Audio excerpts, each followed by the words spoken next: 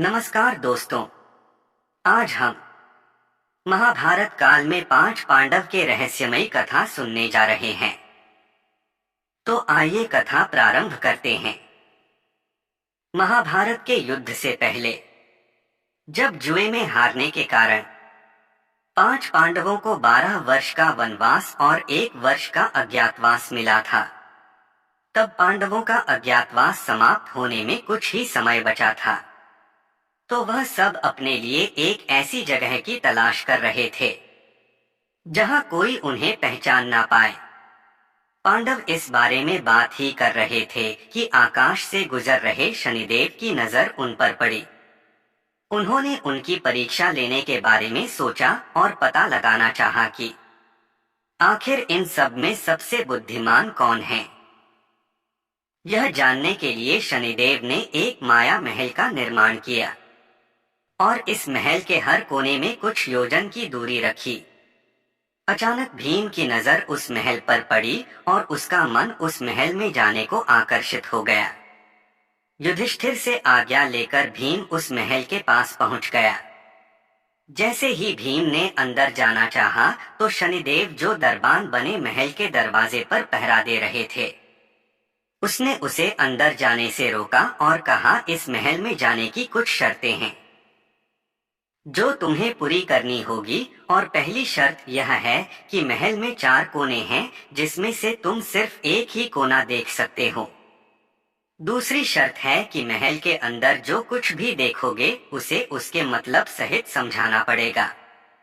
और तीसरी शर्त यह है कि अगर तुम नहीं बता पाए तो तुम्हें बंदी बना लिया जाएगा। भीम ने सारी शर्त मंजूर करते हुए महल की पूर्व दिशा की ओर चलना शुरू किया।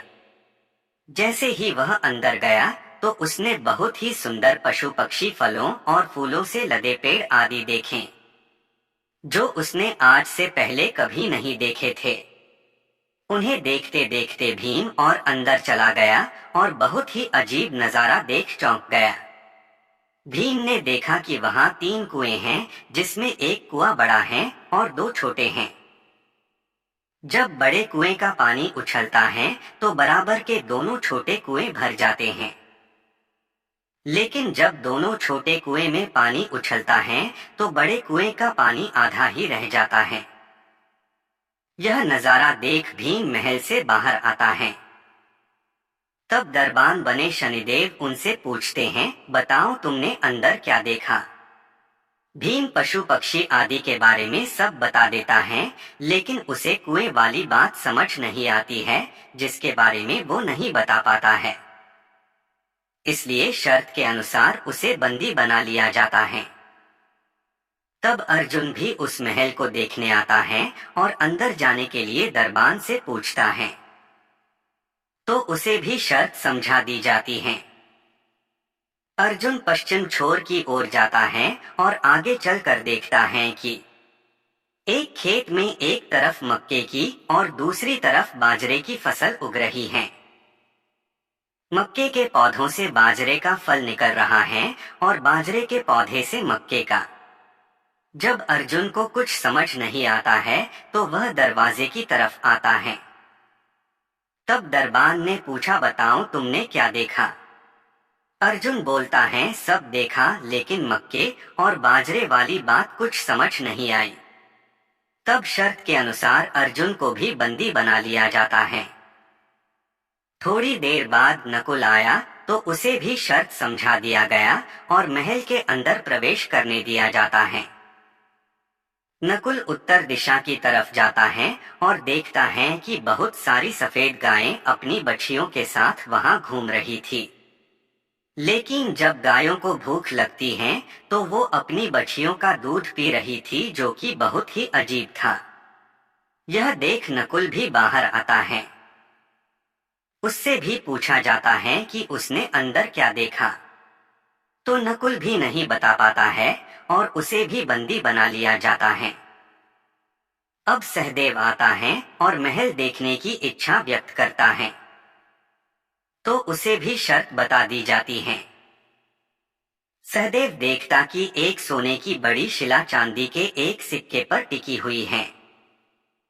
जो कि डगमग हिल रही थी लेकिन फिर भी गिर नहीं रही थी। और सहदेव को भी कुछ समझ नहीं आया और उसे भी बंदी बना लिया गया। तब बहुत देर तक चारों भाई नहीं आए तो युधिष्ठिर को उनकी चिंता होने लगी और वो भी द्रौपदी के साथ महल में गए और दरबान से अपने भाइयों के बारे में पूछा।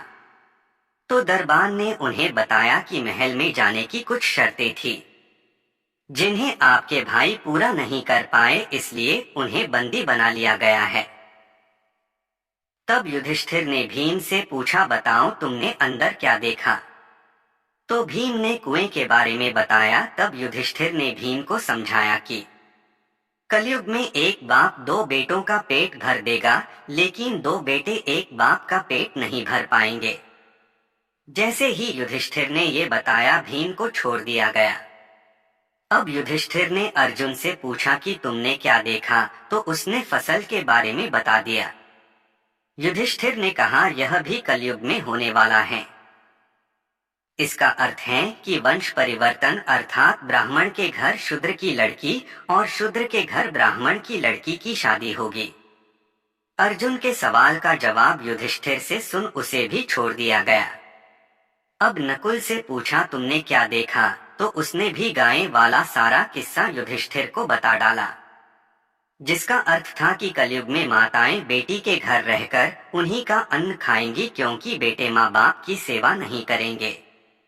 और इस उत्तर से अब नकुल भी छूट गया। और अंत में अब सहदेव से पूछा गया कि आखिर तुमने ने क्या देखा?